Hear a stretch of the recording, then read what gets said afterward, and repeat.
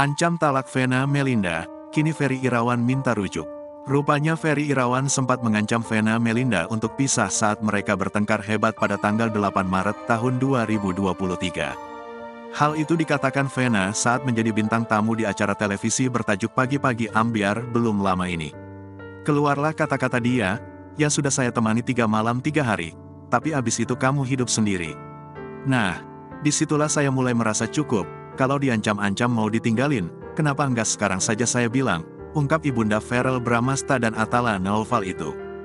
Vena Melinda mengatakan, dalam kurun waktu 9 bulan usia pernikahannya, pada 3 bulan terakhir sikap Ferry Irawan mulai berubah.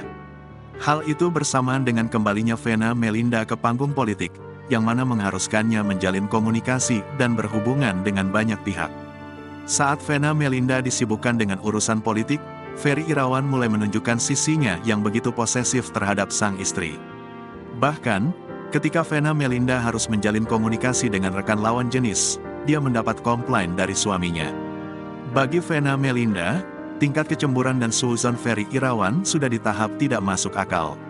Misalnya pada tanggal 8 Januari tahun 2023, saya harus berhubungan dengan ketua DPD serta beberapa rekan lain yang kebanyakan laki-laki. Dia sudah komplain ke saya. Katanya, marwah perempuan itu tidak boleh berhubungan dengan laki-laki lain secara langsung dan harus melalui suami, terang Vena.